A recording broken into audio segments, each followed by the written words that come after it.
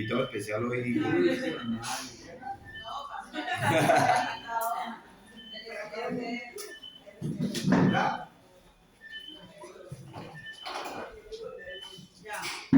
queremos darte gracias en esta noche, Señor, gracias por permitirnos estar aquí reunidos, Señor, una vez más, Señor, para recibir enseñanza de tu palabra, Papito Dios. Gracias por este día que pasamos, Señor, que entregamos nuestras cargas, nuestras ocupaciones, nuestro cansancio, Señor, que lo entregamos.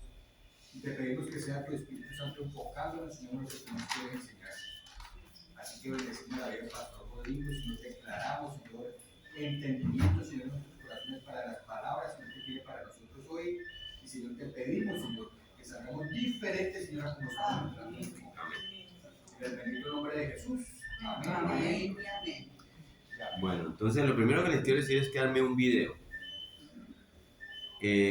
Jesús habla en el Evangelio de Mateo sobre las señales del fin del mundo. Y hace una comparación hablando de que va a ser como en los tiempos de Noé.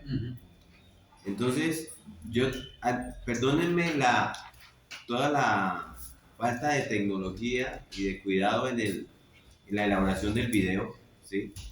Pero es una mezcla con otro video, entonces son 7 minutos que yo quise armar como introducción para esta etapa que estamos iniciando aquí de el diluvio de Génesis 6 y la vida del ser humano en los tiempos de Noé, de la que Cristo habla en su momento. Entonces, haciendo la observación de que me excusen la falta de edición pulida, arrancamos entonces con este video.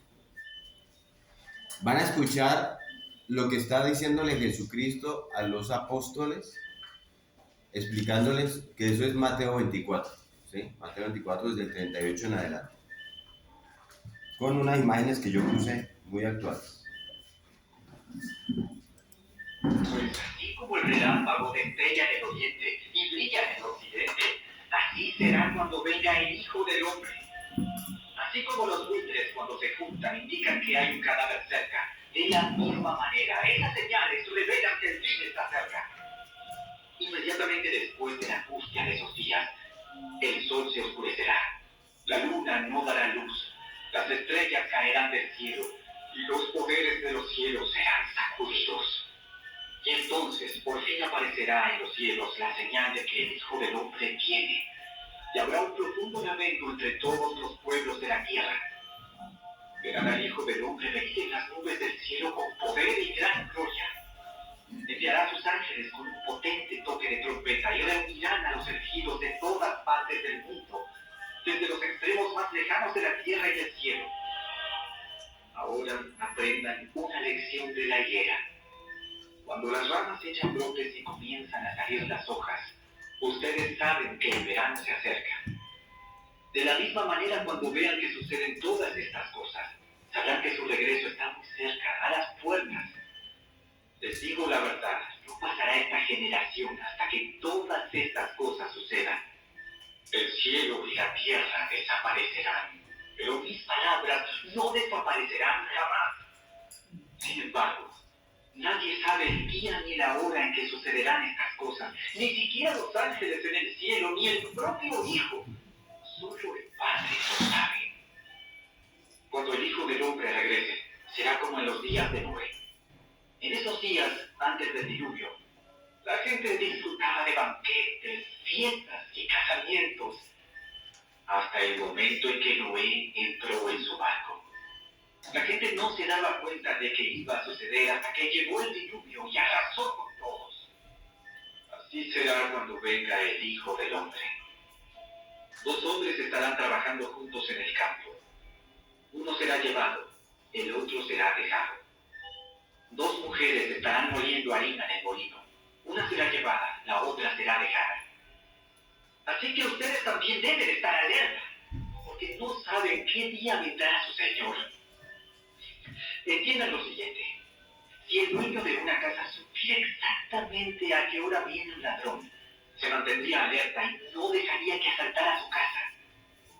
Ustedes también deben estar preparados todo el tiempo, porque el Hijo del Hombre vendrá cuando menos lo esperen. Un sirviente fiel y sensato es aquel a quien el amo puede darle la responsabilidad de dirigir a los demás y alimentarlos. Si el amo regresa y encuentra que el sirviente ha hecho un buen trabajo, habrá una recompensa. Les digo la verdad, el amo pondrá a ese sirviente a cargo de todo lo que posee. Pero, ¿qué tal si el sirviente es malo y piensa, mi amo no regresará por un tiempo? Y comienza a golpear a los otros sirvientes, a palatear y a emborracharse. El amo regresará inesperadamente y sin previo aviso, cortará al sirviente en pedazos y le asignará un lugar en los hipócritas. En ese lugar habrá llanto y rechinar de dientes.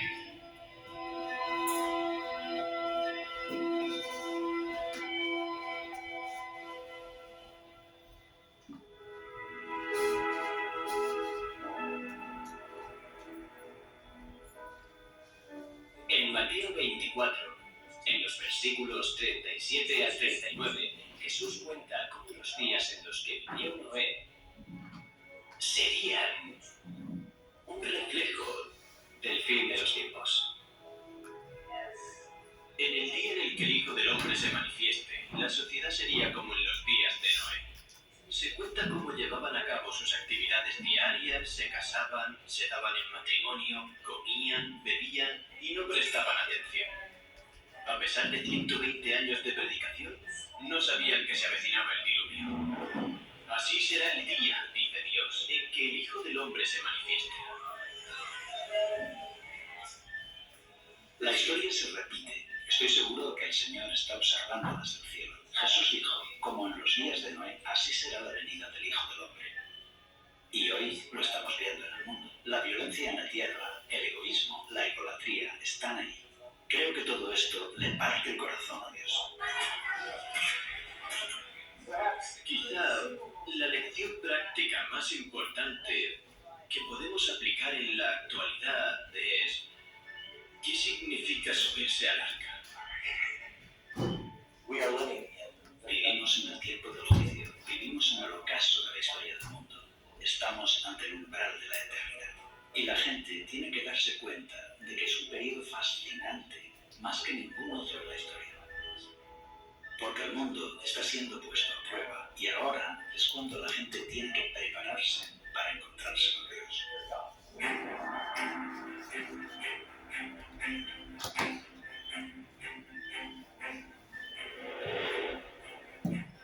Lo que ocurrió antes del diluvio volverá a suceder justo antes de la segunda venida de Cristo. Aquellos que no tienen una perspectiva, que no estudian el mensaje de las Escrituras, seguirán con su vida como hasta ahora y no verán venir el final.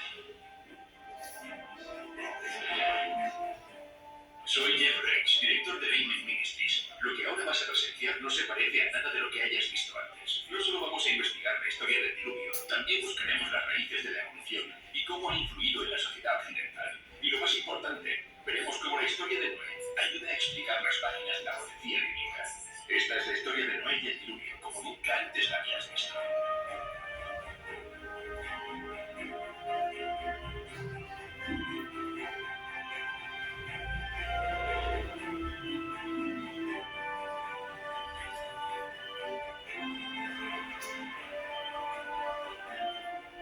Hoy muchos cristianos esperan la próxima venida de Cristo y se preguntan qué le deparará al planeta Tierra. Harían bien en volver a leer la historia de Noé y el diluvio, porque esa extraordinaria historia de la Biblia revela más del futuro de lo que muchos de nosotros pensamos. De hecho, las pruebas están por todas partes.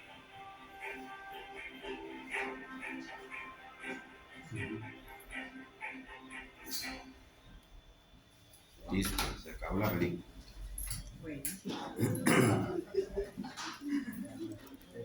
Buena introducción. Muy bien, entonces vamos a arrancar hoy con Génesis 6.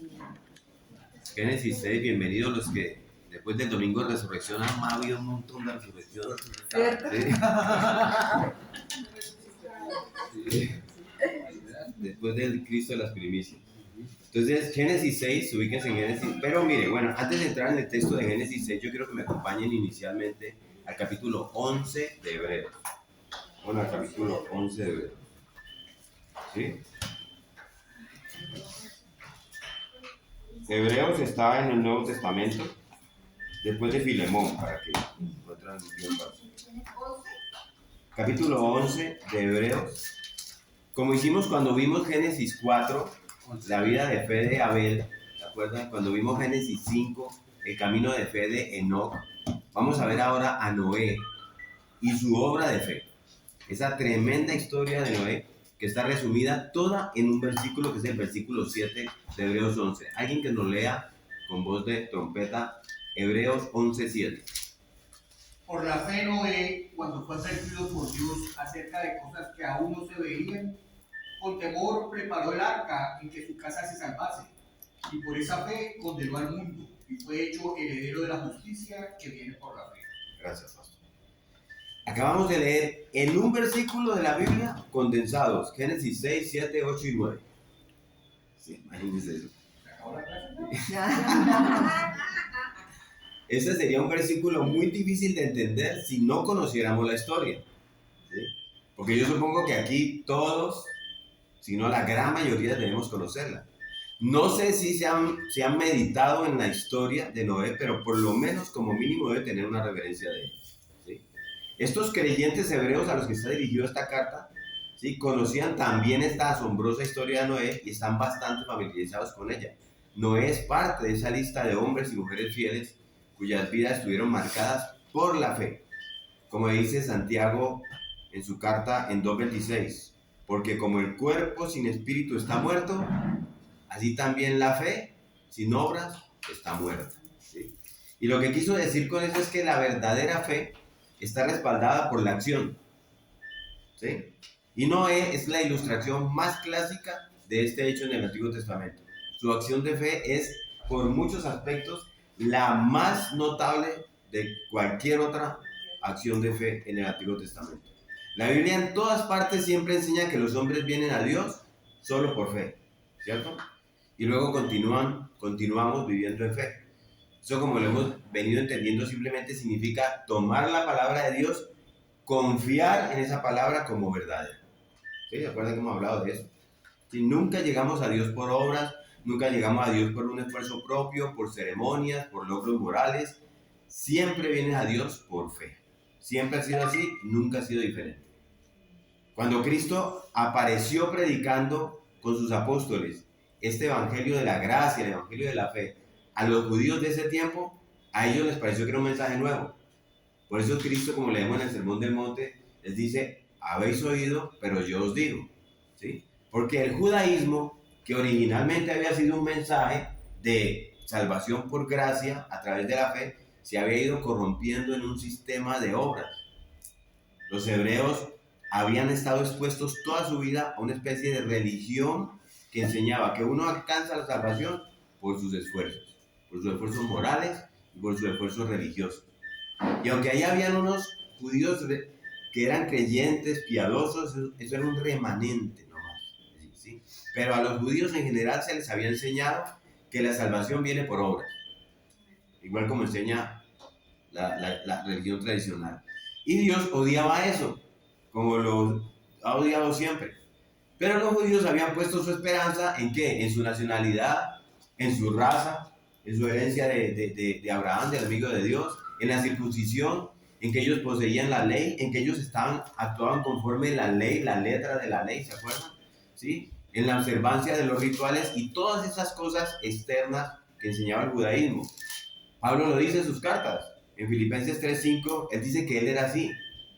Él dice: circuncidado al 8º día del linaje de Israel, de la tribu de Benjamín. Yo he sido hebreo de hebreos, en cuanto a la ley fariseo, en cuanto al celo, perseguidor de la iglesia, en cuanto a la justicia que es en la ley, yo he sido irreprensible, dice Pablo. Cosas que para él era de mucha ganancia. Pero cuando encontró el verdadero evangelio de la fe y de la gracia a través de Cristo, ¿qué dijo de todo eso? Que era basura, ¿sí? Ese es el punto en el capítulo 11 que acabamos de leer, ¿sí? Está escrito para los hebreos. Le están diciendo: muchachos, hebreos, creyentes, nuevos, esto no es nuevo.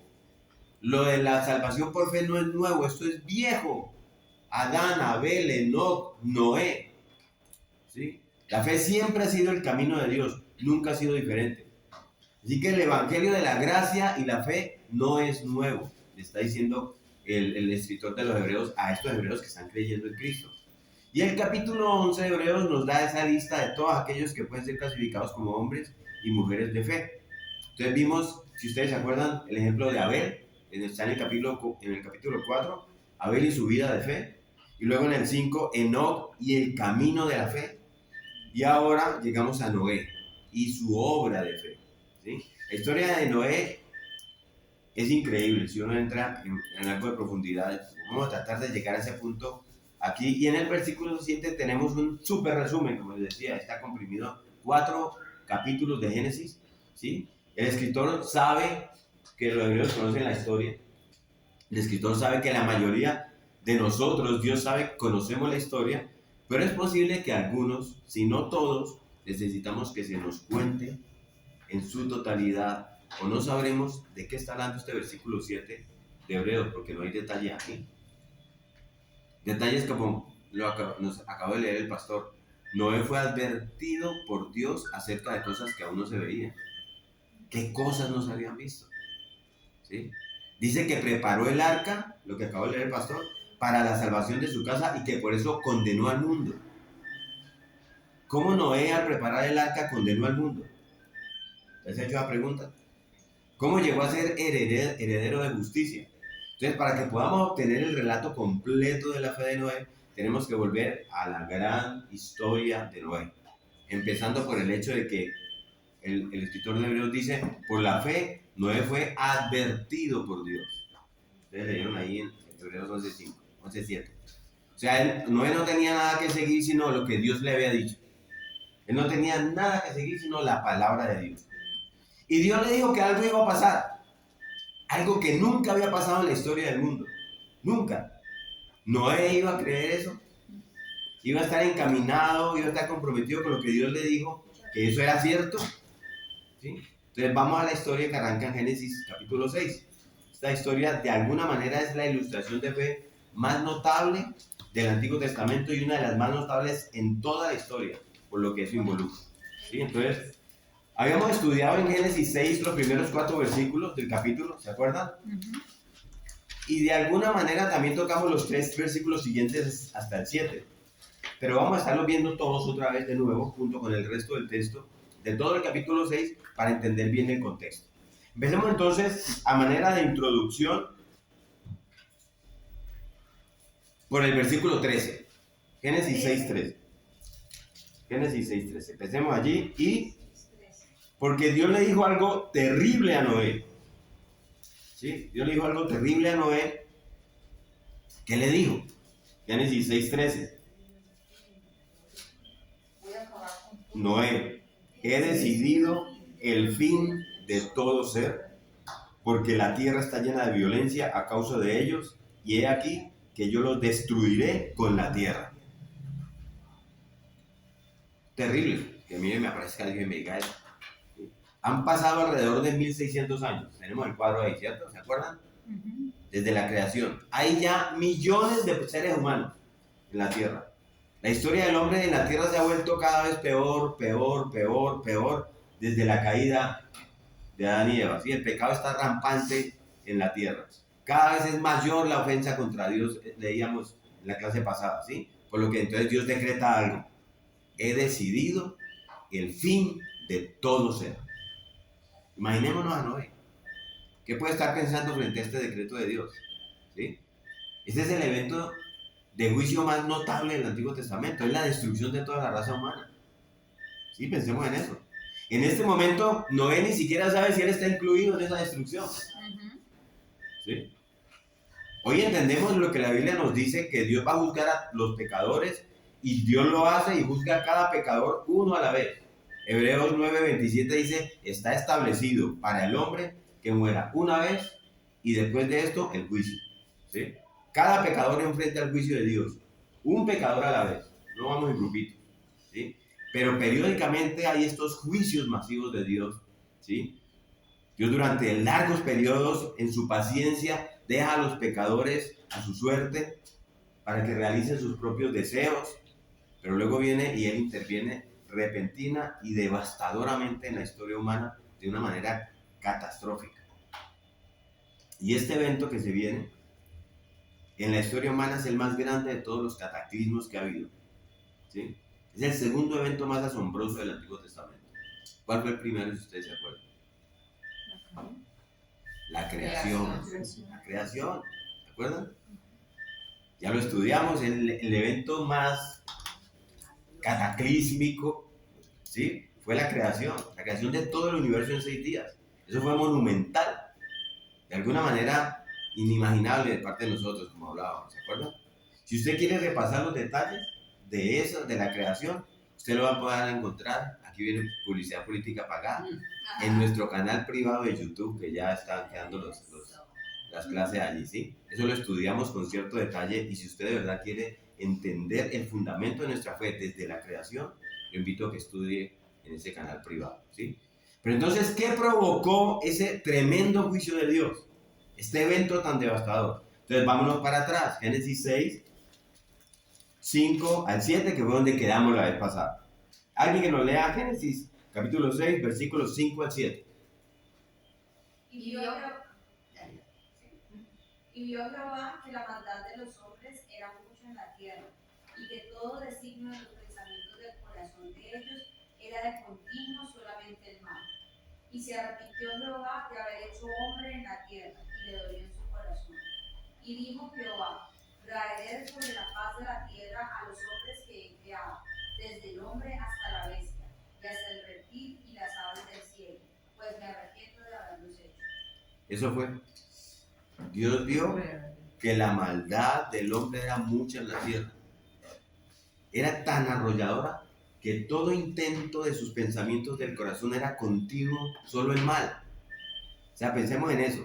No eran chispas de maldad, no eran algunos malos o unos eventos temporales que sucedían de vez en cuando de maldad. Era algo crónico, ¿sí? Siniestro ya, sombrío.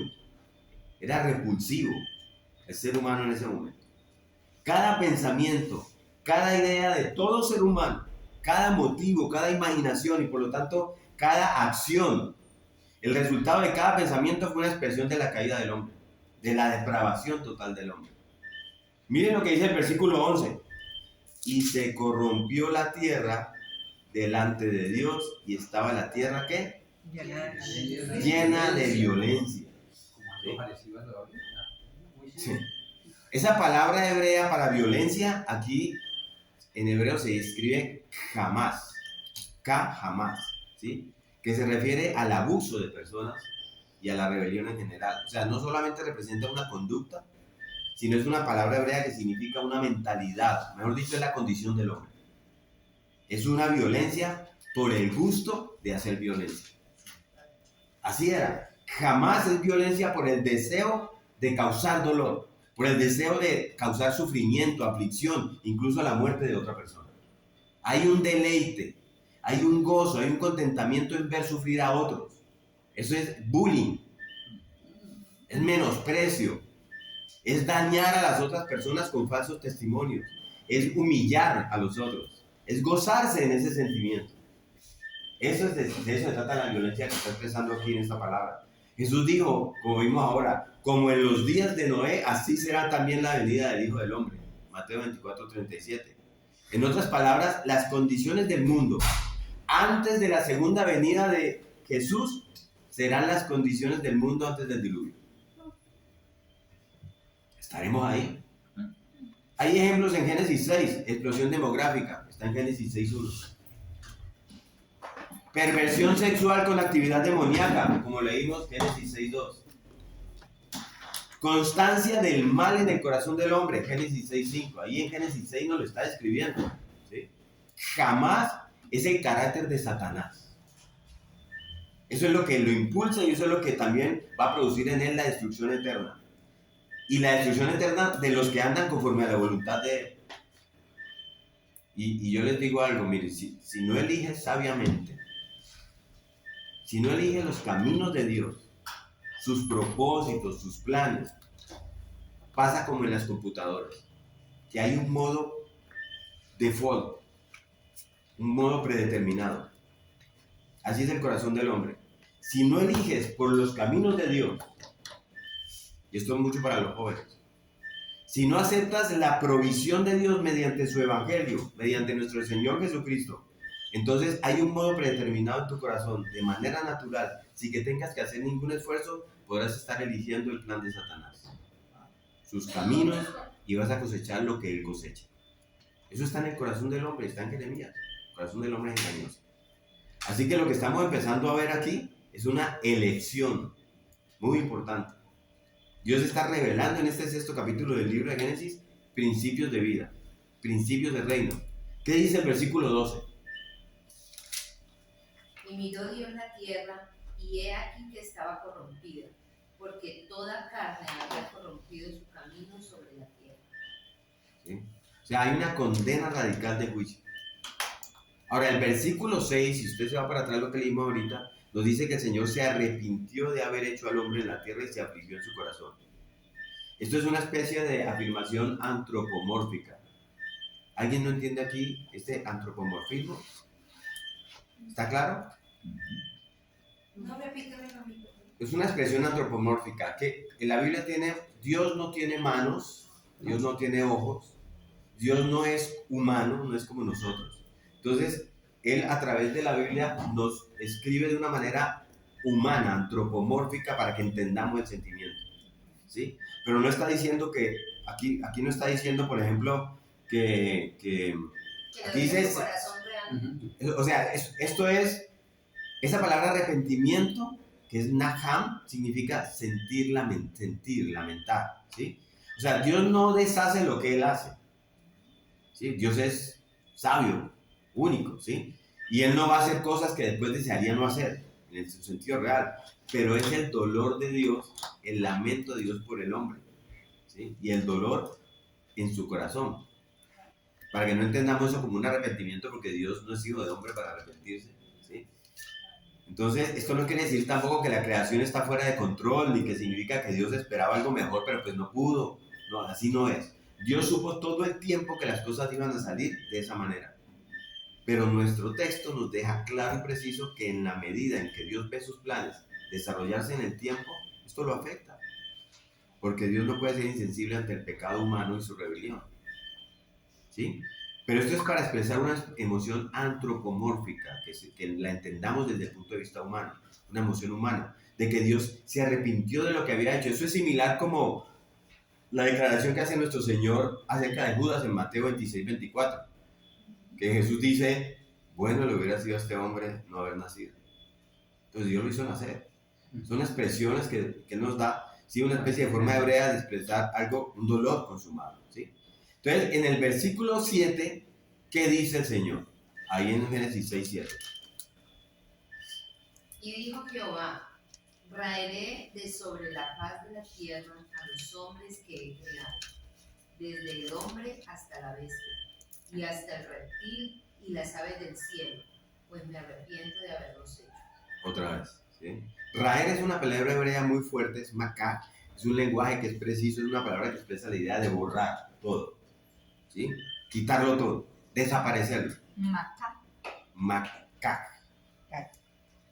¿Sí? Termina en H, makah, termina en H, ¿sí? Borraré al hombre del planeta, está diciendo Dios. Borraré al hombre del planeta, una promesa de muerte y destrucción al por mayor. A eso nos devuelve otra vez al versículo 13. Leamos el versículo 13 porque aquí tenemos que quedar bien grabado todo esto. ¿Qué dice de nuevo el versículo 13? 13. Dijo pues Dios a Noé, he decidido el fin de todo ser, porque la tierra está llena de violencia a causa de ellos. Y he aquí que yo los destruiré con la tierra. O sea, aquí es necesario que nos acordemos del incidente al comienzo de este capítulo. ¿Recuerdan los primeros capítulos de versículos de Génesis, primeros 4 que estudiamos la vez pasada? Allí nos dicen que lo malo que fue eso, que la gente literalmente le dio la bienvenida a los demonios para que entraran en ellos, ¿se acuerdan? ¿Sí? Los hombres le dieron la bienvenida a la posesión demoníaca. Cohabitaron con mujeres y el fruto de eso fueron alianzas satánicas y humanos, gente de renombre, varones valientes, grandes hombres, pero que siendo desde niños eran perversos y horrendos. y que en su crecimiento llevaron la maldad a sus niveles más extremos. Eso es lo que nos cuentan los primeros 4 versículos. Pero finalmente, ¿qué eran? Dijimos, hombres de carne y hueso, en quienes todo designio de sus pensamientos del corazón era de continuo solamente el mal. ¿Sí? Y la segunda parte del verso 13 dice, porque la tierra está llena de violencia, de jamás, a causa de ellos, es decir, viene de ellos la violencia. Eso es lo que traduce eso. Recordemos que Dios Él no responsabiliza a los demonios. En los primeros 4 versículos de Génesis 6 dice, mi espíritu está cansado de contender contra el hombre, no más, no voy a seguir contendiendo con el hombre. Entonces Dios dice aquí, yo voy a destruirlos. Aquí se refiere a la humanidad, Él va a destruirlos. Suenan las campanas por eso. Sí. Ese es Dios, ¿sí? Dios está haciendo eso, Él es el responsable de esa destrucción. Es el resultado de su obra a través de su juicio, porque Él es un Dios santo y es un Dios justo. Por tanto, Él tiene que ocuparse eventualmente del pecado, juzgarlo y destruirlo. Así que Él dijo pues Dios a Noé, he decidido el fin de todo ser, dice la versión Reina Valera. ¿Sí? Esta frase es de enseñanza teológica. Miren, el original hebreo dice que he decidido el fin de toda carne. De pronto hay algunas versiones con esa palabra. La Reina Valera dice, he decidido el fin de todo ser. Pero allí la palabra es basar, que significa carne. Y la palabra carne tiene que ver con seres humanos, pero también la escritura, a medida que maduramos en nuestro entendimiento del vocabulario bíblico y de cómo deben interpretarse las palabras, vemos que la carne es sinónimo de pecado. ¿Sí? La carne es sinónimo de la naturaleza carnal pecaminosa de alguien que hace lo que le parece a él mismo correcto y de alguien que hace lo que desea para su cuerpo y no para Dios. Entonces, al leer esto vemos que al decir el final de toda carne hay un entendimiento del diluvio como un acto de juicio por el pecado. ¿Sí? No fue una eventualidad, es un acto de juicio por el pecado. El diluvio y el juicio están conectados, ¿sí? Porque ahí hay algo bien importante que debemos entender. Dios, que perdona, que es amoroso, que es misericordioso, que es lento para la ira, que es abundante en misericordia, también juzga. Eso no nos debe olvidar. Esa parte se nos olvida. ¿Y cuál es el mejor ejemplo de juicio para nosotros hoy? La mejor declaración de que Dios va a juzgar. La cruz. Juan en el capítulo 1 de Juan, capítulo 2 nos dice que los pecados del mundo fueron puestos sobre Él, sobre el Mesías. ¿Quién es? Pues el unigénito de Dios, en quien Él se complacía y a quien Él amaba. Pero como el Mesías se convirtió en pecado por nosotros, o sea, Él tomó sobre sí nuestros pecados para lograr algo muy importante, Él recibió el juicio. Él recibió la ira de Dios en lugar de nosotros, para que nosotros pudiéramos escapar de eso. Entonces, Él se convirtió en la provisión. Y se los digo así, en la provisión, porque en la medida que vayamos viendo esta parte de Génesis 6, una de las ideas principales que está intrínseca en este texto es la provisión de Dios. La vamos a ver hoy, vamos a entender eso, ¿sí? Y si no respondemos correctamente en obediencia a la provisión de Dios, nos vamos a encontrar con un final eterno, pero no es un final que pasa y se acaba y ya no existe, sino es un final eterno, pero ¿con qué está conectado ese final? Con la ira de Dios. De modo que el que rechace la provisión de Dios va a experimentar la ira eterna de Dios. ¿Eso está claro? ¿Sí? Son palabras que lo ponen a uno a reflexionar. Dios es clemente, Dios es paciente, pero después de un tiempo, dado el gran número de pecados, va a llegar a un punto en el que tiene que responder porque su santidad, su carácter y su justicia así lo exigen. Es un Dios santo y justo. Pero entonces Dios habla en el versículo 13 por primera vez personalmente con Noé. ¿Sí? Él va a hablar 3 veces más en Génesis 7:1, en Génesis 8:15 y en Génesis 9 del 1 al 17. Y el mensaje que le da a Noé es este mensaje de un juicio masivo con el que comenzamos el relato. Y tiene que haber sido tremendo para Noé escuchar eso. Había millones de personas en el mundo en ese momento.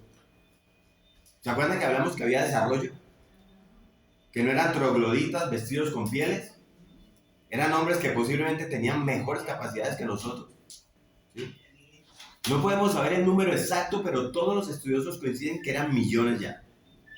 El mundo estaba densamente poblado y con gente que podía vivir 900 años y más. ¿Sí? O sea, que podían traer muchos niños al mundo en esa cantidad de tiempo que ellos vivían. Entonces, creer que esto realmente va a suceder es un acto tremendo de fe de parte de Dios. Destruir toda la raza humana, Señor.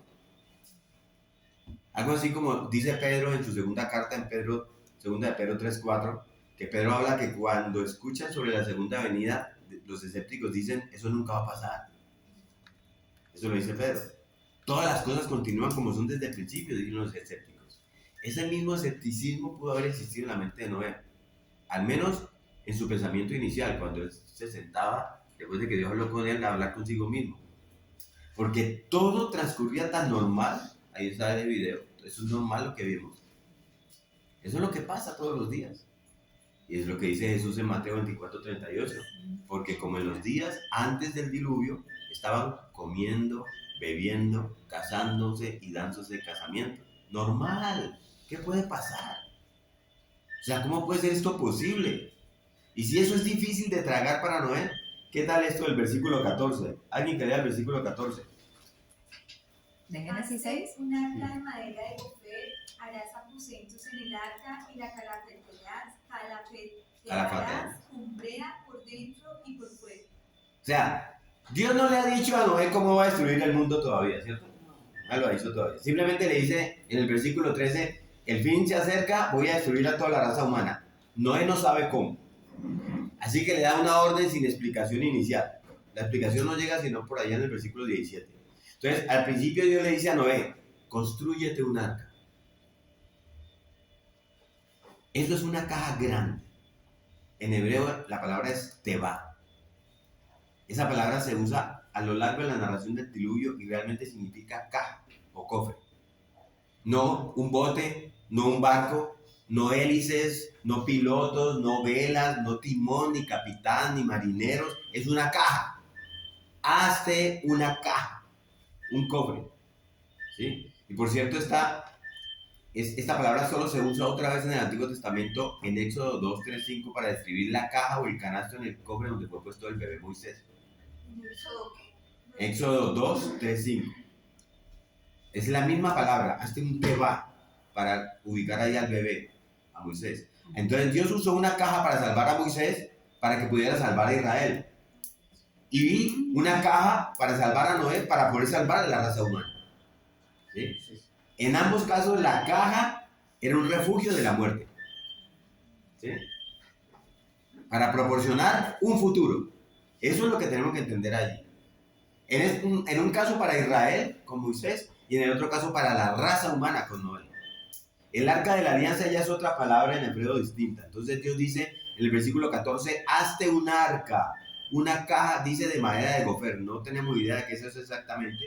Hay sugerencias de que eso puede, porque no aparece en ninguna otra parte de la escritura, pero puede haber sido... La traducción dice, de Dios hablado, dice, construye una barca de madera resinosa. Sí, entonces no está hablando de un árbol específico, de gofer. Algunos dicen que son pinos, cedros, árboles que abundaban allá en ese lugar. Pero recuerden, Noé no era un constructor de barcos. Y eso no era un barco. ¿Sí? Era una caja. ¿Sí? Era una caja inmensa que tenía que hacerse con una tarea inmensa. ¿Sí? Él no puede hacerlo solo. Muy probablemente ni siquiera con la ayuda de sus hijos, de sus 3 hijos. Entonces es posible que tuviera que contratar a varios carpinteros o personas para que se lo dibujaran, se lo diseñaran, se lo construyeran, le ayudaran a construir para poder mover todas las piezas, acomodarlas, ¿sí? Y le dice Dios, haz aposentos en el arca. Esos son compartimientos, ¿no? Como habitaciones. Probablemente eran miles. Y luego las calafatearás con brea por dentro y por fuera, ¿sí? Igual, cuando hace la caja de Moisés, también Dios le dice calafatear con brea, ¿sí? Calafatear es untar, ¿sí? La brea es un alquitrán, algunas versiones creo que dice alquitrán, que todos sabemos que es una sustancia que apenas se seca, se endurece y se cierra, ¿sí? Entonces la brea se unta y se endurece. Y luego en el versículo 15 se vuelve más interesante. Y de esta manera la harás. O sea, aquí si Noé está pensando en una caja que es para él y su familia, pues él dice, bueno, vamos a hacer una cajita de 3x5. Aquí me levanto unas tablitas. ¿Sí? Él no tiene que idea todavía de para qué es la caja. ¿Sí? Entonces dice, de esta manera la harás. Ustedes me siguen ahí. De 300 codos la longitud del arca. ¿Sí? El largo. Esos son como 135 metros. Hagan de cuenta para atrás de la imagen una cancha de fútbol y media. ¿Sí? O sea, se sale del estadio. La sacó del estadio. Es más o menos esa longitud. ¿Sí? Los 300 codos. De 50 codos de anchura, esos son como 23 metros. Sí, un poco menos de 23 metros. Y de 30 codos de altura, un poco menos de 14 metros. O sea, es como un edificio de 4 pisos. Yo les traigo la imagen. Entonces, más o menos de estadio y medio por 23 metros por 4 pisos. En ese tiempo. ¿Sí? Esto no es un diseño para la velocidad. Esto no es un diseño para navegar fácilmente y poner dirección. Esto es un diseño para la estabilidad, para flotar simplemente, no para navegar. ¿Sí? Es la embarcación más grande jamás conocida hasta el siglo XIX. Cuando se construían barcos de madera, porque luego ya se pudieron construir barcos más grandes por el uso del acero. Pero si uno compara los barcos del siglo XIX con el arca de Noé, retrocediéndose 1800 y pico de años atrás, esta caja es mucho más grande que cualquier embarcación que alguien hubiera imaginado.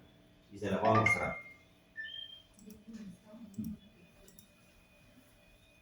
A ver.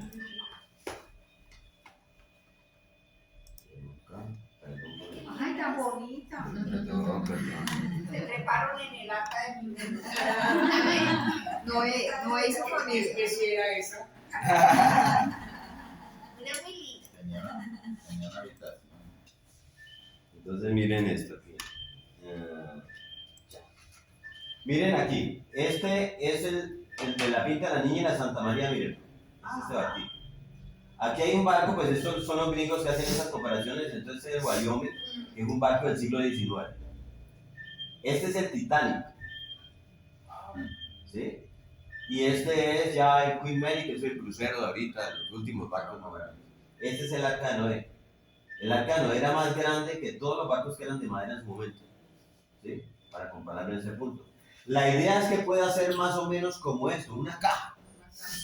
Esos dibujitos que son barcos bonitos, con, ¿sí? Los animalitos, eso no es. ¿Sí? Algo por ahí como este estilo. ¿Sí? Y que cuando se empezó el diluvio andaba en este movimiento. ¿Sí? Más o menos eso es lo que podemos entender para mirar lo que es el arca. Bueno, entonces...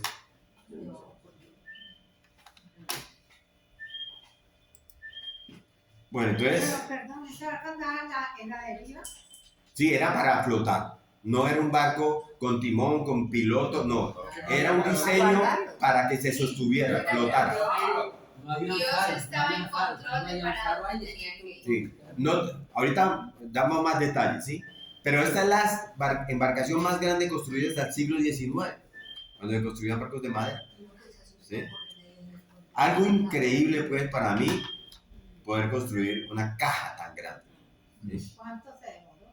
Lo interesante es que las personas que estudian las proporciones de los barcos entienden que las proporciones son siempre similares. Cuando llega la construcción de barcos modernos en el siglo XX y XXI, las proporciones son las mismas que las del arca.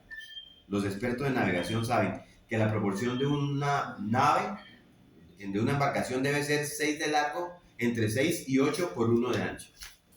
¿Sí? El largo por ancho es de 6 a 1.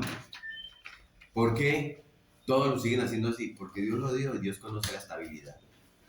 ¿Sí?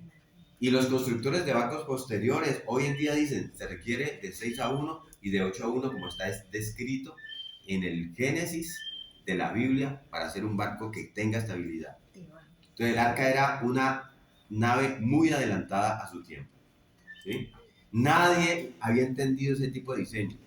Y eso a mí lo que me dice es que eso es otra indicación de la naturaleza divina de la Biblia. Palabra de Dios. ¿Sí? ¿sí? Su largo es 6 veces su ancho y lo mantiene estable en medio del mares agitados. Es un rectángulo. Y debido a que es un rectángulo y no tiene ni extremos puntiagudos, ni lados redondeados, entonces es un tercio más grande y con mayor capacidad que un barco que fuera del mismo tamaño, porque se reduce, ¿sí? Y sigue siendo estable, como está aquí en estos, ¿sí? Entonces, o sea, peso estimado, 14-15 mil toneladas. Espacio interior, sacado con las medidas que están en la Biblia, 9.300 metros cuadrados de superficie utilizable. Volumen, 43.000 metros cúbicos de volumen. Es una caja enorme que algunos han considerado su capacidad igual a 522 furgones o camiones de esos grandes, ¿sí? Y cada vagón podría llevar 240 ovejas. Si usted multiplica, eso le da 125.000 ovejas. La razón por la que la gente se pone a calcular esto con ovejas es porque las ovejas serían la especie animal de tamaño promedio. Algunos animales son más pequeños que la oveja y otros son más grandes que la oveja, pero entonces manejan el promedio y eso da 125.000 animales en promedio que pueden ir allí. A propósito, solo el 11% de los animales terrestres es más grande que la oveja. De resto, la mayoría de animales son más pequeños que la oveja, ¿sí? Miles de compartimientos están construidos en esta enorme caja para albergar en este punto, nadie sabe cuánto, pero ciertamente es lo suficientemente grande para llevar lo que el Señor finalmente dice que va a llevar. 2 de cada especie animal en el mundo. Eso incluye, como lo vimos en el estudio de la creación, a los dinosaurios. Eso lo incluye. Que aunque hay unos 668 nombres de dinosaurios registrados, solo hay 55 especies, ¿sí? Diferentes de dinosaurios. Muchos de ellos, la mayoría, son realmente pequeñitos. Muchos, la gran mayoría. Y veíamos en el tema de la creación que el tema de los dinosaurios grandes se resolvía con criaturas muy jóvenes que entraban al arca, a estar un año ahí. Y si, así como los dinosaurios, el arca debió haber tenido otros animales que hoy están extintos, no sabemos, ¿sí? El versículo 19 dice 2 de cada especie, ahí en Génesis 6, no 2 de cada animal, ¿sí? Por ejemplo, los caballos, las cebras, los burros, las mulas, los asnos, son todos descendientes de la pareja del género equino que originalmente subió al arca. ¿Sí me copia? Sí. Los que haya subido cada uno dos. No 2 caballos, 2 burros, 2 asnos, 2 mulas, no. No, de cada especie 2, macho y hembra. De la especie. Equino. Equino, ¿sí? Solo que la caballa tenía rayas y el caballo no. Ese ejemplo es Noé no tenía que llevar 2 pares de animales, ¿sí? Igual con la especie canina, los perros, los lobos, los coyotes, y entre otros, pues, que vienen de la raza canina, vienen todos de un par, de la especie canina original que fue llevado en el arca. Ellos evolucionan después dentro de su misma especie, no como dice Darwin, que evolucionan a otra especie, y dependiendo del lugar y de sus condiciones de sobrevivencia, ellos van generando, respondiendo y van evolucionando. Entonces, el lobo se vuelve más peludo, más agresivo, está en el Polo Norte, hay lobos blancos, hay negros, hay coyotes, hay perros, y las 200.000 razas de perros que hay van funcionando, sí, pero todos vienen de esa parejita original de la especie canina que entró en el arca. Eso nos resuelve mucho de todos los animales que deberían entrar ahí, ¿sí? ¿Sí? Muchas especies de aves son realmente pequeñitas. Y pues obviamente no me va a tomar el tiempo aquí, pero el análisis de estudiosos serios en el tema indica que al establecer el tema de las especies, con el área construida del arca, los animales van a quedar incluso con una capacidad muy cómoda de moverse en sus compartimientos. No era una arca apretada llena de animales. ¿Sí? Usted la veía a punto de voltear. Punto de voltear para poco animal. Y luego, que hubiera suficiente espacio para Noé y su familia, las 8 personas. Entonces, solo la revelación sobrenatural puede diseñar un barco de ese tamaño en esa época, con esas dimensiones para contener esa población de animales. Cuando Dios le da a Noé la orden de hacer eso, faltan 120 años para el diluvio. O sea, hagan de cuenta que hoy no, Dios se le aparece a usted. Del 2022 sumen 120 años. ¿Cuánto da? 2142. Imagínense lo que falta cuando Dios le avisa a Noé. O sea, ¿sí? Faltan 120 años. Eso es lo que uno llamaría, Noé, vamos a un proyecto a largo plazo. Y Noé comenzó a construirlo inmediatamente. Cuando Dios se lo ordenó, es probable que empezara por lo menos a pensar en construirlo, en hacer algunos dibujos, luego tuvo que averiguar cómo lo voy a hacer, luego tuvo que tratar de encontrar algunas personas que pudieran diseñar un edificio como este, una caja pues como esta, ¿sí? Realmente no sabemos cuánto tomó realmente construirlo, pero la suposición podría ser que probablemente comenzó muy temprano y comenzó a armar el diseño, las ideas, y luego empezó a ensamblar los componentes y a comenzar a construirlo. Hay gente que piensa que la historia del diluvio es un invento porque esto implica muchas cosas, ¿sí? Es bastante difícil vender esta idea. O sea, tomó 120 años en construirlo. ¿Sí? Por la precisión con la que esto se diseñó, no, usted no vende fácilmente eso. Muy grande y en esa época. Además, pues, piénselo así.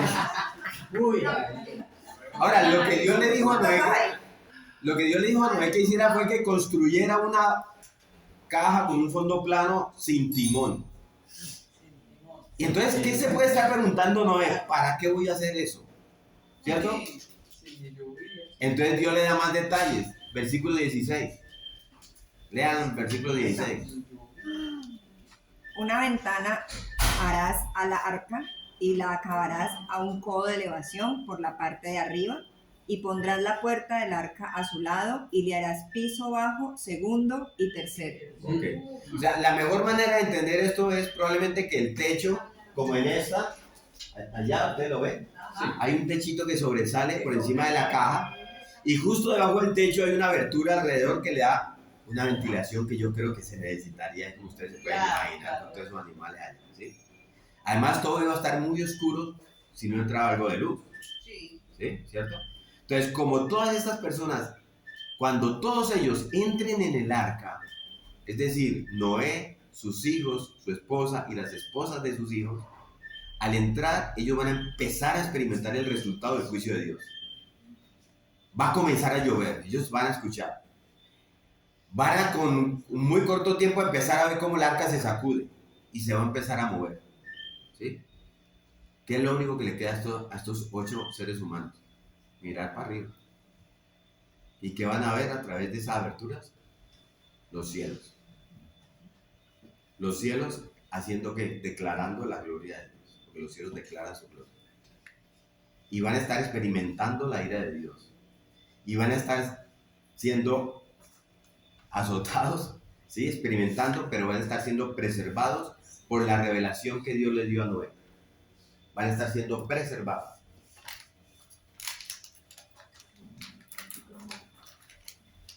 ¿Por qué? Por la provisión de Dios. Porque Dios les proveyó eso. Todo eso es el resultado de la gloria de Dios, mis amados. ¿Sí? La preservación del pueblo de Dios, la liberación, la salvación es la conexión de su gloria. Por eso los que son salvos, ¿hay alguien salvo aquí? Amén. Los que han recibido esa provisión, los que han sido rescatados del pecado, deben vivir una vida que glorifique a Dios. Eso es lo que este pasaje nos comunica a través de esas ventanas. Y dice, y pondrás la puerta del arca a su lado y le harás piso bajo, segundo y tercero. O sea, Noé no lo sabe, les digo, pero en esta caja él va a pasar un año. ¿Sí? Un año flotando sobre un planeta sumergido. Este es un crucero sin camarotes, sin maleteros, en las condiciones más primitivas imaginables. Lleno de animales con sus olores. ¿Sí? ¿Y llevaron alimento para todo un año? Ahora lo miramos. Este va a ser un año en un establo flotante. Pero hay suficiente espacio, nos dice la palabra. 3 pisos diferentes y miles de compartimientos para todo. ¿Por qué le estoy diciendo? Porque aquí sí se viene lo que Dios dice. Versículo 17. Si Noé peleaba con la esposa, entonces... Pues es que tiene 300. Si no pelea con la esposa, se iba con el león. ¿Qué dice versículo 17? Es el versículo fundamental. Yo voy a mandar un diluvio que inundará la tierra y destruirá todo lo que tiene vida en todas partes del mundo. Todo lo que hay en la tierra morirá. Amén. ¿Alguien que nos lo lea la Reina Valera? Y he aquí, dale. Y he aquí que yo traigo un diluvio de agua sobre la tierra para destruir la carne en que hay espíritu de vida debajo del cielo. Todo lo que hay en la tierra morirá. Miren, a mí me encanta este comienzo porque es Dios. Aquí dice carne. He aquí, ahí dice carne. Dice, he aquí que yo, o sea, yo mismo, se acerca a ese juicio sobrenatural y dice, yo estoy haciendo esto. Yo traigo un diluvio, voy a ahogar el mundo. La palabra inundación de agua es un término hebreo que es mabul, que se utiliza solo en Génesis del 6 al 9, como si Dios hubiera escogido esta palabra exclusivamente para describir el diluvio. Hay otro uso en el Salmo 29:10, si usted lo lee, dice, Jehová preside el diluvio y se sienta Jehová como rey para siempre. ¿Sí? Entonces su propósito es destruir todas las criaturas que respiran aire. Todo, excepto aquellos que en el agua logren sobrevivir. ¿Sí? Todo lo que hay en la tierra, o sea, los que son del agua que logren sobrevivir, porque ellos también van a estar expuestos, ahora miramos más adelante. ¿Sí? Esta no es una inundación local, como algunos quieren decir, esto es un diluvio mundial. ¿Sí? Y vamos a ver en otra clase el resto de la historia y entender eso, pero podemos ver en Génesis 7:23 que fue destruido todo ser. Ahí dice. Alguien que nos lea Génesis 7:23.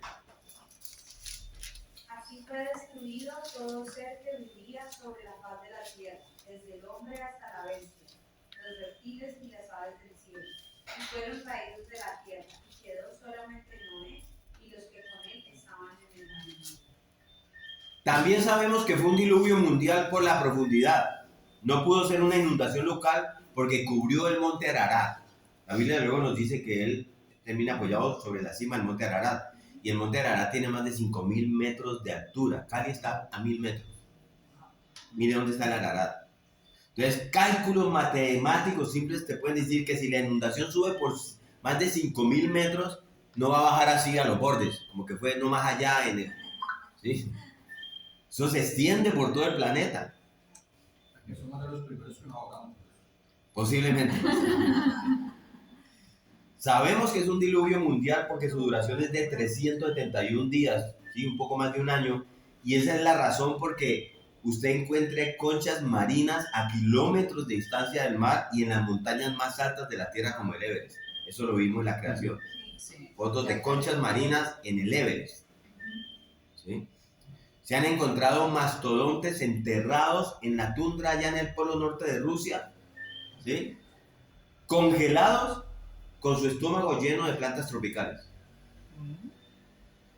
Esto es una inundación global, la inundación es masiva. La Biblia es clara cuando habla de la teología del diluvio, que esto es universal porque lo compara con la destrucción venidera, que también va a ser universal. En la segunda carta de Pedro 3, del 6 al 7, Pedro nos dice, así como Dios destruyó el mundo por agua, Él destruirá ahora el mundo por fuego. Y esa destrucción es universal en los dos casos. ¿Sí? Así que hay muchos indicios de que se trata de una inundación mundial. Segunda de Pedro 3, del 6 al 7. Y la más obvia información de que fue mundial es que lo dice la Biblia. Y solo 8 personas sobrevivieron. Miren, ¿qué va a pasar? Porque hay que meterse allí. ¿Qué va a pasar con todos los seres que no entren al arca? Que si ellos están en las tierras bajas, como nosotros, y el agua empieza a subir, pues ellos se van a mover a tierras más altas, ¿cierto? Y si el agua sigue subiendo, van a buscar tierras todavía más altas, y así sucesivamente.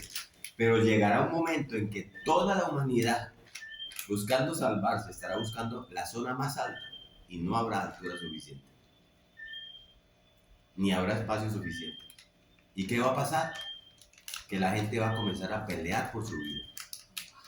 Así que el diluvio no solamente es un tema de muerte inminente, sino que va a traer un tremendo caos gritos, conflictos, violencia, grosería, desesperación, ataque uno al otro, asesinatos y finalmente la gran tristeza mientras ves a tus seres queridos que van quedando sumergidos debajo del agua.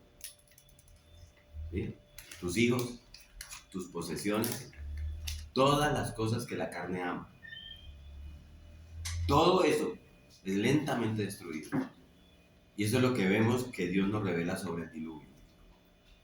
Va a ser sobre toda carne que haya, en la que haya espíritu de vida debajo del cielo, y todo lo que hay en la tierra morirá. Toda carne, como vimos antes, ¿no? No se podían andar engañando pensando, no, de pronto yo logro escapar.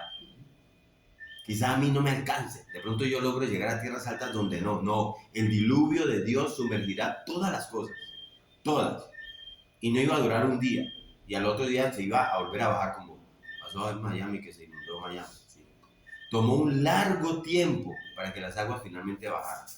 Nadie podrá sobrevivir a eso. Solo a través de la provisión de Dios es que se puede sobrevivir a su juicio. Esa es la enseñanza del diluvio. Solo a través de la provisión de Dios es que se puede sobrevivir a su juicio. He aquí, yo voy a traer un diluvio de agua sobre la tierra para destruir, dice Dios. Ese es su propósito. Dios quería destruir toda la carne, todo el pecado en el que hay espíritu de vida. Es decir, todo aliento de vida debajo de los cielos y lo que hay en la tierra. El lenguaje aquí utilizado yo he tratado de ser lo menos desagradable posible, pero son palabras que despiertan temor si uno las analiza bien y reflexiona. Es ahogamiento, amado. Es ahogamiento, es caos. Mientras las fuentes de abajo de la tierra también van a explotar en columnas impresionantes de agua y lava. La tierra se va a remover. Va a desaparecer la tierra como existe, porque él dice, voy a destruirlos con la tierra. ¿Sí? Y va a producir un gran cataclismo. Eso no es fácil de enfrentar. Y lo que eso nos quiere decir es que el juicio de Dios no es fácil de enfrentar. Y esa gente, perdónenme la expresión, tonta, que dice, pues hermano, cuando me muera, me muero y ya, y se acabó todo. No se acabó. Porque ellos piensan solo en la carne. Y la carne será destruida y puede que la carne sea destruida en un momento. Pero el alma es indestructible. El alma es eterna. Y hay una vida eterna. Pero también hay otra cosa. Léanse el libro de Daniel capítulo 12. Todos vamos a resucitar, unos para vida eterna y otros para vergüenza y horror eterno. Y la implicación también es juicio y tormento. Así que son palabras duras, serias. El diluvio no es un tema de elefantitos y jirafas en un barco. Lo que nos revela aquí en la última palabra del versículo 17 que leímos es muy significativo. Todo lo que hay en la tierra morirá. Pero fíjense que Dios vuelve a mencionar su promesa. Vemos juicio y también revelación. Juicio y revelación. ¿Cuál es la revelación? La provisión de Dios. Miren lo que dice el versículo 18. Síganme ahí. Mas estableceré mi pacto contigo. Dime. Cuando hablas de la provisión de Dios, ¿Qué le proveyó Dios a Noé? El arca. La salvación. ¿Sí? O sea, le dice, hazte un arca. Dios le está dando una provisión a él, pero le está diciendo, obedéceme. Y esa provisión es tuya. Y luego le dice, tú entrarás ahí. Vamos a mirar eso. Es un tema de provisión de Dios, porque eso es lo que hoy nos toca a nosotros entender el arca. Y lo vamos a ver ahora. ¿Sí? La provisión de Dios. Miren lo que dice en el versículo 18. Mas estableceré mi pacto contigo. ¿A quién le habla? A Noé, que es quien recibe la revelación. ¿Sí? No se puede establecer un pacto sin que Dios se lo revele. Y esto es bien importante, porque ese pacto es un acuerdo, hay una promesa. Y leámosla, versículos 18 y 19. Alguien que nos lea esa promesa. Mas estableceré mi pacto contigo y entrarás en el arca tú, tus hijos, tu mujer y las mujeres de tus hijos contigo. Y de todo lo que vive, de toda carne, 2 de cada especie meterás en el arca para que tengan vida contigo, macho y hembra serán. Amén. Amén. O sea, ¿qué nos está enseñando estas palabras? Mire, solo hay una respuesta para que ese pacto sea establecido en la vida de Noé y su familia. Y es que deben responder a esa revelación de Dios. que está haciendo en ese pacto. Y ese pacto incluye una provisión. Reina, esa es la provisión. Hazte un arca. ¿Sí? ¿Una provisión para qué? Para que viene el juicio de Dios. Para que no seas consumido en este juicio. Pero ellos tienen que responder. Y fíjense que solo hay una provisión. No hay una variedad de caminos. Dios no le dijo, Noé, dime, ¿quieres hacerte un arca? O si quieres, aquí hagamos una nave espacial. Aquí tienes esto, Noé. O tienes lo otro. Escoge, ¿qué es lo que más quieres, Noé? Ah, ¿tú vienes de aquella cultura? Pues esta provisión es para ti, porque eso es un tema cultural. ¿No han escuchado eso? Oh, ¿tú vienes de esta otra cultura? Ah, hay otra provisión para ti. ¿Tú eres de tal raza? La provisión de ustedes es esta. ¿Sí? ¿Tú eres de esa etnia? Aquí hay una provisión. No, así no funciona. Dios da una provisión, un camino y solo uno. Y por eso dice en la escritura, en el libro de Hechos 4:12, si usted no lo sabe, debe saberlo. Hechos 4:12, allí dice, solo hay un nombre debajo del cielo dado a los hombres, a hombres y mujeres, en el cual podemos ser salvos. ¿Saben cuál es ese nombre? Jesús. Solo un camino, Jesús. Y por ahí he oído cosas que usted lo puede llamar en cualquier idioma. Usted puede decirlo en hebreo, Yeshua. Usted lo puede decir en español, Jesús. Usted lo puede establecer, si quiere decirlo en griego, Jesús. O lo quiere decir en inglés, Jesus. En el idioma que usted quiera. Eso es totalmente irrelevante y aceptable. Dios entiende todos los idiomas. Porque usted oye por ahí que hay que decir el nombre, es Yeshua, Yamashia. ¿Sí? Dios fue el que confundió los idiomas. Él sabe que existen todos los idiomas. Él entiende que, no tus palabras, Él entiende la confesión de tu corazón. No solo las palabras, sino las verdaderas confesiones de tu corazón. Y a menos que de que confieses con tu boca y creas en tu corazón lo referente a su provisión y cómo Él manifiesta su provisión, ¿sí? No solamente en la cruz, porque muchos murieron en cruces, sino a través de la resurrección. Si no crees en la resurrección, que fue la provisión de Dios, no tienes esperanza. Has rechazado la provisión de Dios. Ahora lo importante, perdón, ¿había alguien que iba a preguntar algo? No, es que justo te iba a preguntar antes de que dijeras esto, si cuando estabas hablando de que el arca había sido provista, ¿sí? Pues para Noé, que así mismo, o sea, si podemos usar eso como tipificante, y como dijiste también de Moisés, para el pueblo de Israel, que es para nosotros la provisión nuestra es Cristo. Cristo, así es, exacto. ¿Sí? Ahora, lo importante, como dije al inicio de esta lección, es que Jesús habló de Noé como una realidad histórica. ¿Sí? En los días de Noé, dice Jesús. ¿Sí? Lo que vimos en el video. ¿Sí? Gente que estaba presente en ese tiempo y que estuvo en realidad en el diluvio. ¿Se acuerdan lo que leímos en la clase pasada, en 1 de Pedro 3, del 18 al 22, cuando dice que Jesús fue a predicarle a sus espíritus encarcelados? Que habla también de los impíos que vivieron en ese tiempo. Entonces, existe una estrecha relación entre la revelación histórica del diluvio y lo que nosotros necesitamos saber hoy, que es la introducción a eso, sobre la provisión de Dios, que es su Hijo unigénito, el Mesías, Jesucristo, para nuestra salvación, para que podamos, ¿qué? Superar el juicio de Dios y experimentar la salvación. Literalmente, si leemos bien esto, dice, estableceré, ahí en el versículo 17, estableceré mi pacto contigo y tú entrarás en el arca. ¿El principio cuál es? Es este. ¿Todo el mundo respondió cuando Noé les decía? No. ¿Muchos recibieron revelación? Sí, Noé predicaba. Y con su obra lo manifestaba y predicaba. ¿Sí? Algunos no recibieron revelación, obvio, porque no todos están al lado de Noé, pero recibieron lo que merecían.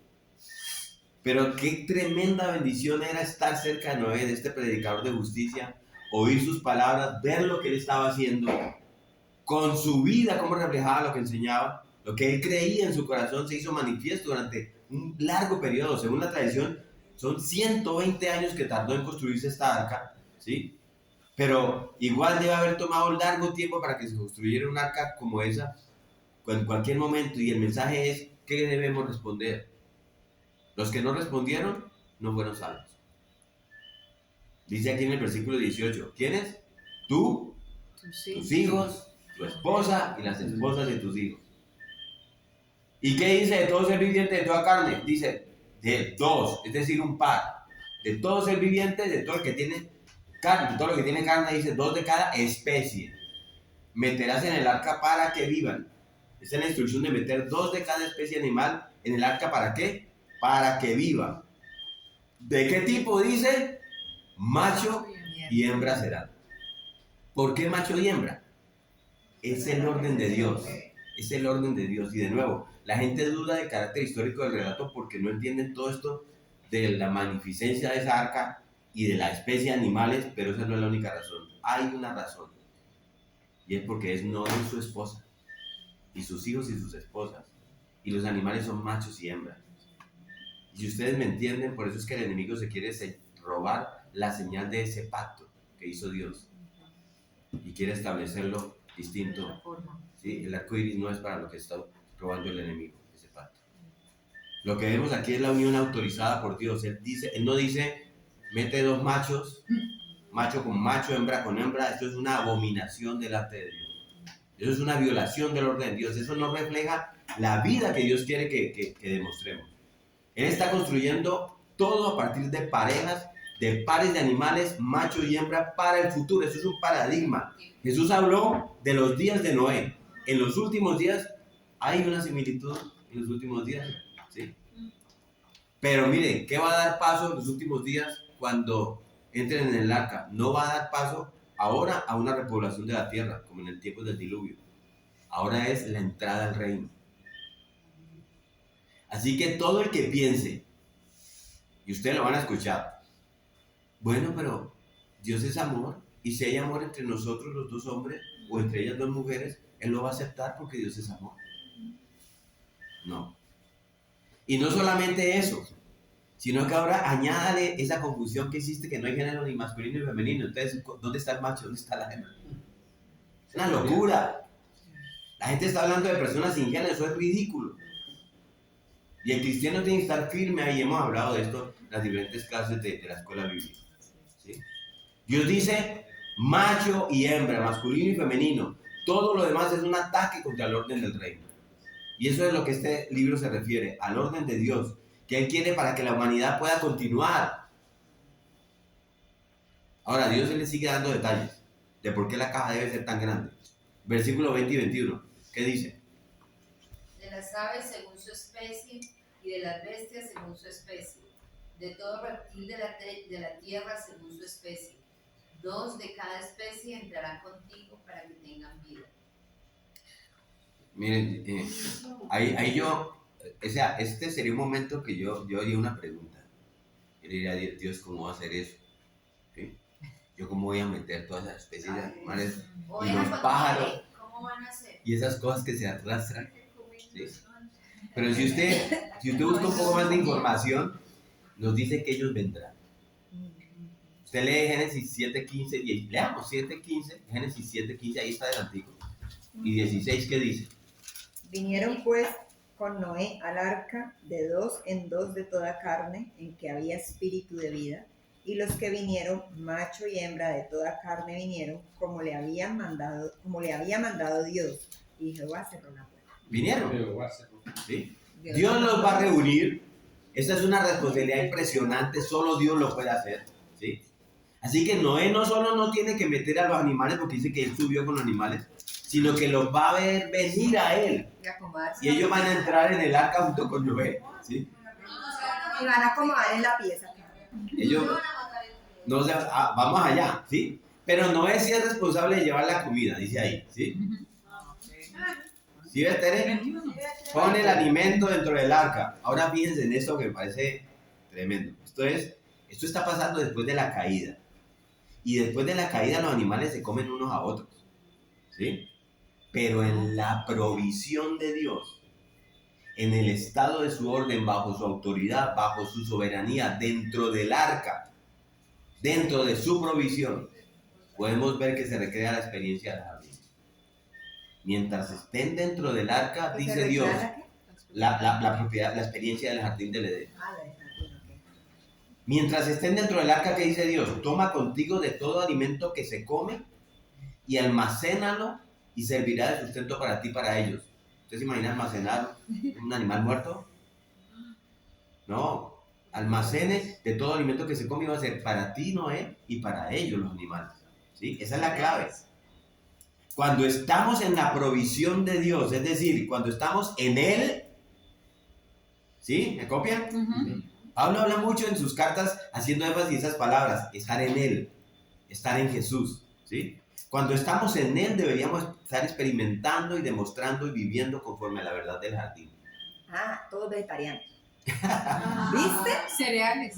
¿Todos vegetarianos? ¿Qué podría aguantar tanto tiempo? Sí, sí. Ahora, sí, exacto, o sea, ¿cuál jardín? El jardín del Edén. Si vemos en el libro de Isaías 65-25 y en Apocalipsis 21, hay una tremenda relación, una estrecha relación entre el reino y el jardín. Así que cuando estamos en él, viviremos conforme a los principios del reino. ¿Sí o no? ¿Me copian ahí? Cuando los animales estaban en la provisión de Dios, no se comían los unos a otros. Ellos se comieron todo tipo de vegetación, al igual que Noé. El lobo y el cordero serán apacentados juntos y el león comerá paja como el rey. Isaías 65-25. Rodri, Eso es lo que dice ahí. Cuando estemos en él, ¿viviremos como qué? Cuando estemos en él, viviremos conforme a los principios del reino. ¿Sí? Eso es lo que podemos deducir aquí en este pasaje de la Escritura. Sin embargo, seguramente hay otra duda ahí, ¿sí? Por parte de Noé. Una inundación. ¿Qué es eso? Nunca ha habido una. Lluvia. ¿Qué es eso? Nunca había llovido desde la creación del mundo. Eso lo dice la Biblia. Hasta este punto había un dosel, una cobertura, una neblina que regaba la tierra, ¿sí? Había una cobertura alrededor del globo y todo era el ambiente tropical, con un clima perfecto. No había estaciones como las conocemos hoy. No había casquetes polares allá en los polos. Era un clima universal, bajo un tipo común de cubierta, una niebla que cubría la tierra, ¿sí? Y eso, vuelvo y le digo, búsquelo en el estudio que hicimos de la creación, ¿sí? Y es por eso que se han encontrado esos mastodontes allá en el círculo polar ártico, llenos su estómago con plantas de ambiente tropical, ¿sí? Entonces, ¿de qué estás hablando, Señor? Lluvia. ¿Qué quieres decir con inundación? Aquí no está viviendo en un desierto. Aquí no hay agua. Esta es una buena oportunidad para tener un poco de duda sensata, yo creo, ¿sí? Supongo que si fuera cualquiera de nosotros habíamos dicho, Señor, venga, repítame eso, porque si lluvia, inundación, flotación, una caja grandota, 2 de cada especie animal, eso es lo que hace tan notable, tan importante, porque eso es lo que nos tiene que quedar al final de esta enseñanza, el versículo 22. Porque el versículo 22 dice, y lo hizo así Noé, hizo conforme a todo lo que Dios le mandó. Esto es un acto de fe monumental. Pensemos en la mente de Noé y cómo estaba allá, y lo que lo mandan a hacer. Es un acto de fe absolutamente monumental, ¿sí? Y por eso, por supuesto, se salvó. ¿Y por qué él? Váyase al versículo 8. Pero Noé halló gracia ante los ojos de Jehová. ¿Y por qué halló gracia ante los ojos de Jehová? Pasa al versículo 9. Noé era un varón justo, perfecto en sus generaciones, con Dios caminó. Noé. Yo creo que eso es bastante sorprendente si usted lo entiende desde la perspectiva de Noé, porque eran Noé, su esposa, sus hijos y sus esposas en este mundo. Miren, si usted hoy día se pusiera a pensar que la vida cristiana puede ser difícil y que se nos viene presión, pero gracias a Dios, yo estoy con todas esas personas hermosas que me estimulan al amor y a las buenas obras y estamos acompañándonos. Pueden imaginarse lo que fue para Noé y su familia vivir en un mundo tan corrupto que todos los demás seres humanos se ahogaron. ¿Sí? Este es un hombre notable, o sea, Noé no puede ser subestimado. No podemos seguir viendo a ese Noé de las caricaturas. Este es un hombre que creía lo que Dios le decía y que era verdad. Lo que me dice a mí que entonces él creyó en el sacrificio como lo creyó Abel. ¿Se acuerdan cuando estudiamos a Abel? Lo que me dice a mí que él sabía que era un pecador y que necesitaba un sacrificio por su pecado y que necesitaba recibir la gloria y necesitaba el perdón de Dios. Esto es un hombre que me dice que él sabía lo que era, ¿sí? Y lo dice aquí, como lo hizo con Enoc, que caminó con Dios. Él estaba en una comunión verdadera y un compañerismo con Dios. Era un hombre justo y Dios le hizo esta promesa: hazte un arca y entra en ella. Eso es lo que es el pacto para este hombre, y él encabezó la promesa y obedeció la promesa. Y ahora todo esto entonces nos regresa a Hebreos 11. Volvamos a Hebreos 11. Porque tenemos que entender ese versículo para conectarlo con Génesis. ¿Sí? Hebreos 11:7. Y consideremos lo que este escritor dice ahora, porque de este testimonio notable de fe de este hombre. Dice el versículo 7. Por la fe, Noé, siendo advertido por Dios acerca de cosas que aún no se veían. ¿Qué cosas aún no se veían? El juicio mundial a través de un cataclismo, que en segundo lugar fue con un diluvio como resultado. En tercer lugar, la lluvia. ¿Sí? ¿Sabía Noé que el mundo era corrupto? Claro que sí. Entonces no era algo que no se supiera. ¿Sabía él que él era diferente a los demás? Yo creo que sí. ¿Entendió que Dios era santo y justo y un Dios de juicio? Noé lo sabía. Por supuesto que sí. O sea, Noé no es un tipo que está viviendo en la oscuridad en absoluto. Que no nos ocurra subestimar a este hombre. Había mucho que él sabía. Llevamos más de 1600 años de la historia humana y Dios se ha revelado en ese momento. ¿Sí? Y él conoce a su Dios, camina con su Dios y confía en su Dios. Y entonces Hebreos 7:11 dice: por la fe, Noé, siendo advertido por Dios acerca de cosas que aún no se veían, actuó. ¿Sí? La fe sin obras es muerta. Y solo quiero contarles 3 cosas sobre su fe, y son 3 cosas que se enumeran aquí en este versículo 7. Miren lo poderoso de este versículo cuando habla de Noé. Primero, Noé obedeció la palabra de Dios. Él obedeció la palabra de Dios cuando estaba muy lejos de cualquier cosa que él hubiera experimentado o pudiera comprender. ¿Por qué digo eso? Porque dice, con temor reverente, preparó un arca para la salvación de su casa. Con temor, ¿esto qué? Pero lo hizo. Durante 120 años preparó y construyó con temor, con reverencia, una enorme caja de 500,000 toneladas. Y en medio del desierto. Por una razón. Porque Dios le dijo que lo hiciera. ¿Sí o no? Y Dios le dijo que vendría un diluvio y que el juicio era inevitable, y él obedeció. Esa es la esencia de la fe. La fe no tiene que entender. La fe no tiene que comprender muchas veces. La fe busca algo que está más allá de la experiencia, más allá de la comprensión. Yo creo que nosotros tenemos que entender eso, porque nosotros, ¿qué hacemos? Caminamos por fe y no por vista. ¿Cierto? Hemos hablado de eso, hemos confiado. Yo he confiado mi eternidad a Dios. ¿Usted también? Confíe su eternidad a Dios. Porque ahora nosotros los cristianos estamos viviendo en fe, confiando en Cristo por un cielo que no hemos visto. ¿Sí o no? Para escapar de un juicio que no hemos visto, ni nos imaginamos, aunque está considerado en la palabra, ¿sí?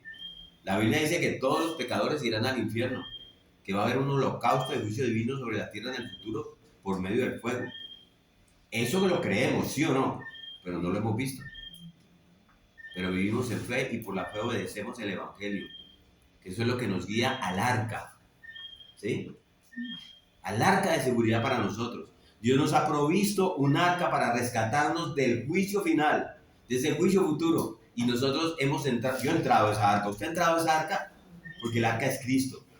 Y ahora estamos en Él, como dice Pablo. Así que su fe se demuestra en primer lugar, la de Noé, en su obediencia a la palabra de Dios, en un asunto que él no podía ni experimentar, ni lo concebía, ni lo comprendía. Eso es fe. Segundo, su fe no solo se manifestó en obediencia, sino se manifestó en su predicación. Mejor dicho, Noé obedeció la palabra de Dios y anunció el juicio de Dios. ¿Sí ven?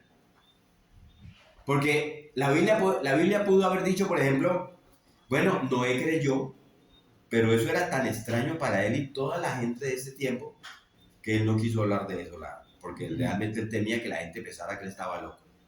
Pero no, así no fue. ¿Sí? Dice en el versículo 7 que por su obediencia al construir una caja enorme, dice el arca, en medio del desierto, porque iba a llover, iba a haber un diluvio que nadie conocía, nadie experimentado jamás, por eso condenó al mundo. Él condenó al mundo. Miren, la obediencia de Noé fue una declaración constante durante 120 años de que viene juicio, arrepiéntanse, viene juicio, 120 años. ¿Sí? Es inevitable el juicio. Es por eso que en 2 de Pedro 2:5, que la leímos en la otra clase, dice que, sino que guardó Noé pregonero de justicia, ¿sí? Lo escribe Pedro, con otras 7 personas trayendo el diluvio sobre el mundo de los impíos. La predicación de Noé durante 120 años, Noé fue un predicador de justicia. Mientras construía el arca, estaba predicando el juicio venidero. ¿Sí? Él estaba declarando el juicio. Y Dios fue tan paciente, ¿sí o no? 120 años. 120 años de paciencia. Como dice en Génesis 6. Dios predica este mensaje a través de la construcción de esa caja. En 120 años. ¿Sí? Y yo creo que debió haber sido un tema de conversación constante en esa región. ¿A dónde vas? Allá donde no ve el loco. El que anda diciendo que viene un juicio. Que Dios va a hacer una cosa, inundación, que lluvia, ¿eso qué es? ¿Sí? ¿Se acuerdan lo que vimos cuando estábamos estudiando a Enoc en el capítulo 5 de Génesis? Que también vimos la paciencia de Dios porque no vivió 65 años y fue padre de ¿quién? ¿Se acuerdan de quién es el hijo de Enoc? Matusalén, bien. Matusalén significa enviado. Miren este análisis tan bonito. Es disparado, ¿sí? Enviado, disparado. El nombre de Matusalén fue una profecía, una revelación de Dios que se fijó en ese nombre de Matusalén. Cuando a ese niño se le dio el nombre de disparado, de enviado, Dios estaba conectando a ese niño con el tiempo cuando el juicio iba a caer. Cuando él enviara el juicio. Eso significa Matusalén, ¿sí? El año que murió Matusalén, Matusalén muere y se viene el diluvio. ¿Sí? El abuelo de Noé muere. El papá muere primero, Lamec.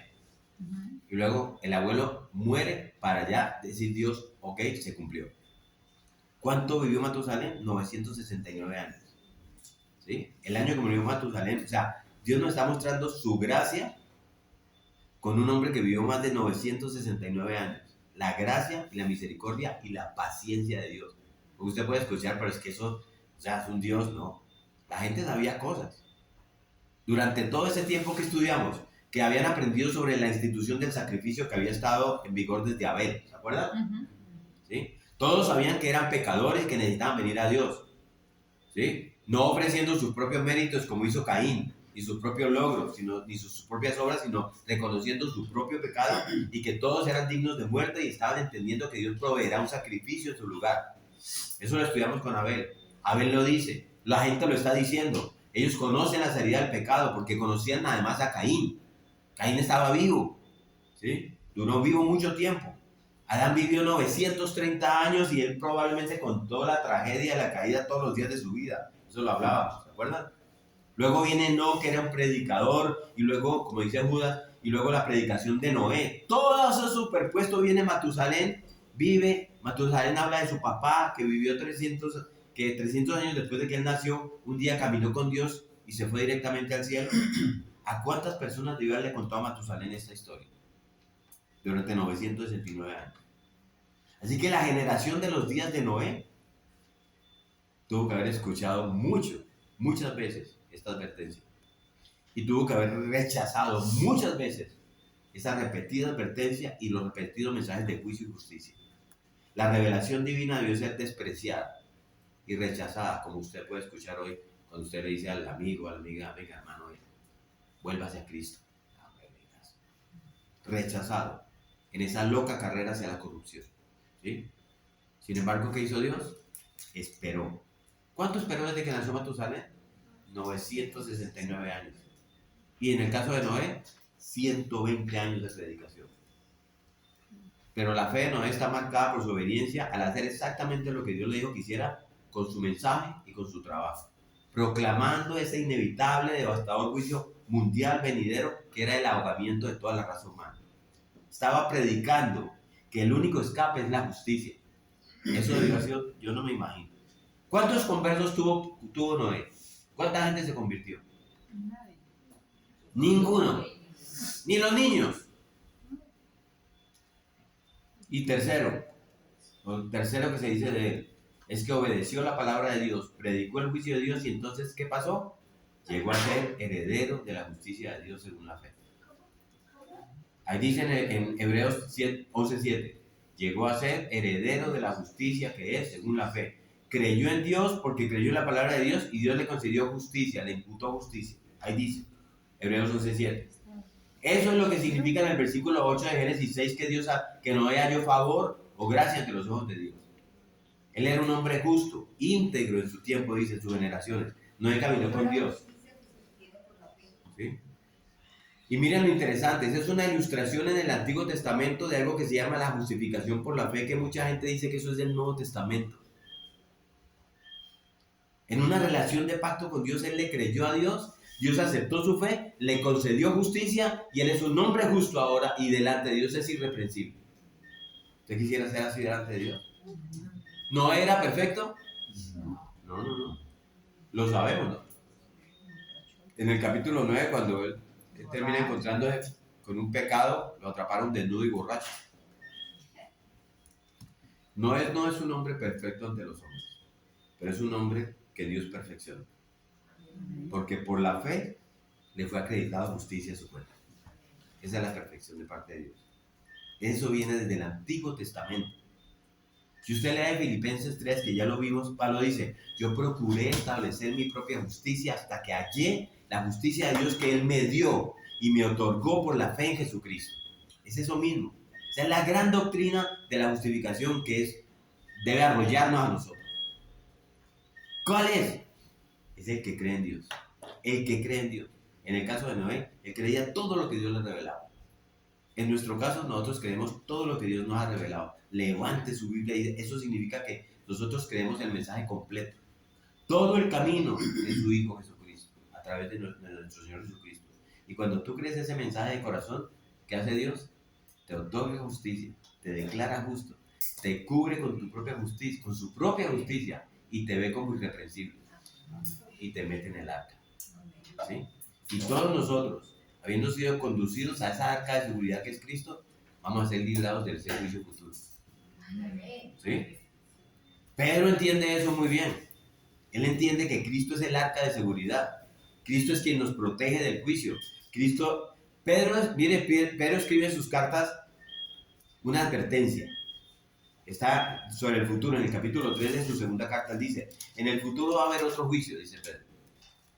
El día del Señor vendrá como ladrón en el cual los cielos pasarán con estruendo, los elementos serán destruidos con intenso calor, la tierra y sus obras serán quemadas. Es el juicio que se viene. Se viene otro holocausto, otro cataclismo, de proporciones como esta, y aún mayores, diría yo.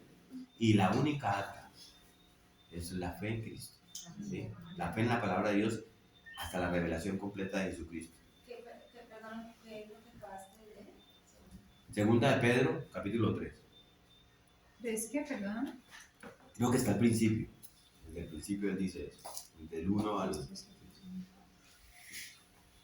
Y yo quisiera concluir esta lección diciéndole lo siguiente, mis amados. ¿No te gustaría que tu vida pudiera ser resumida como la de Noé? Con una oración que diga que todo lo que Dios te mandó, así lo hiciste. Amén. Y que diga que sí lo hiciste. Eso es lo que nosotros deberíamos buscar. ¿Sí? Aceptar esa maravillosa provisión del Hijo unigénito de Dios que tomó para sí el juicio del mundo.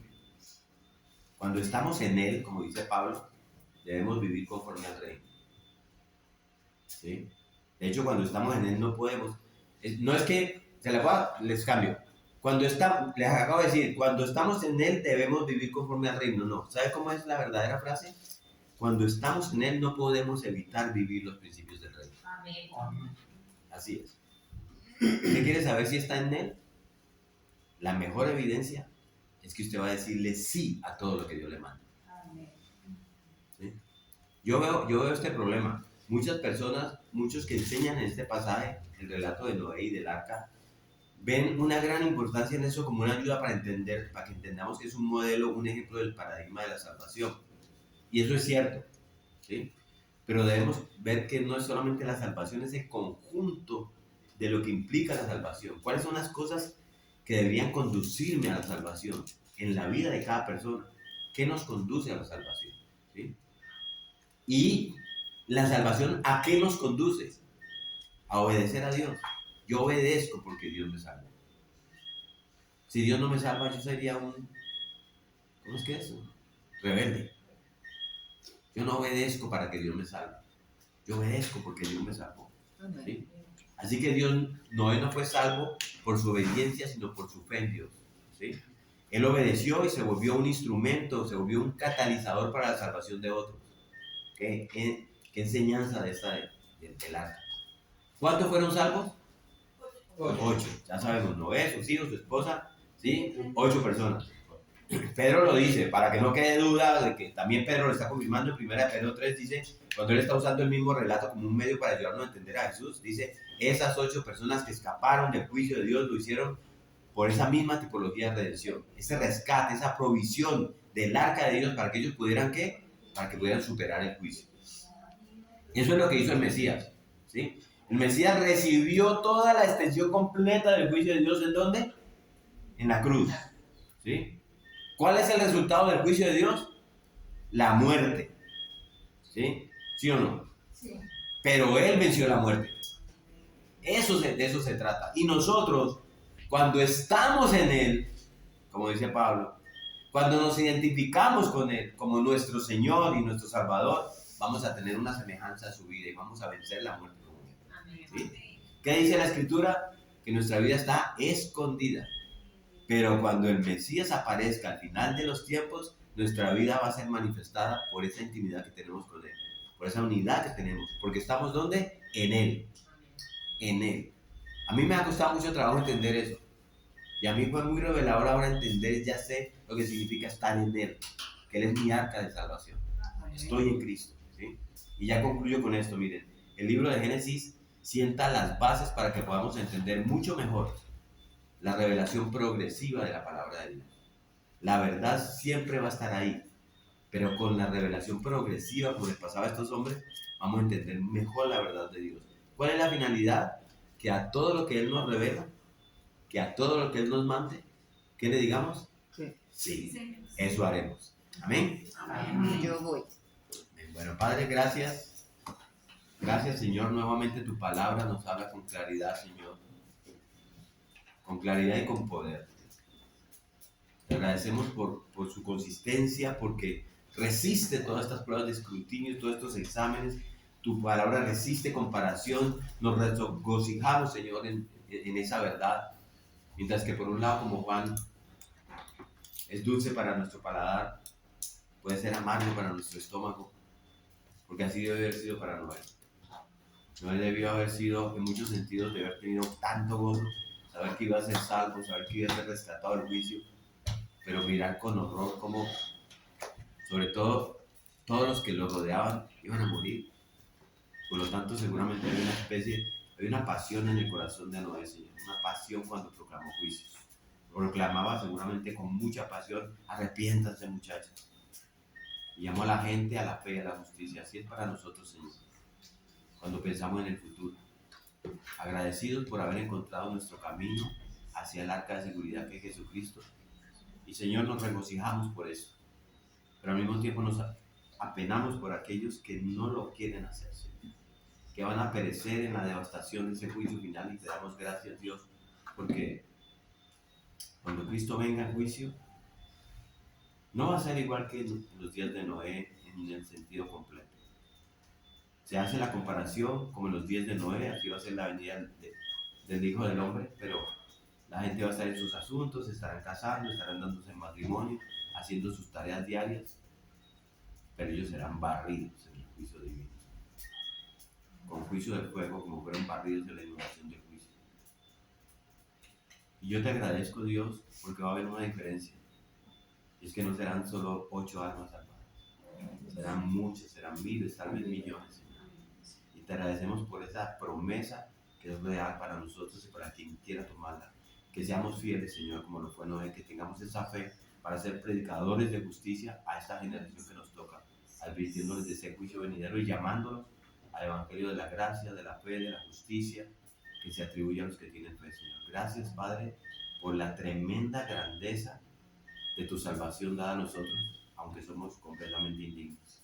Y te alabamos por eso en el nombre de nuestro Señor Jesucristo, tu Hijo,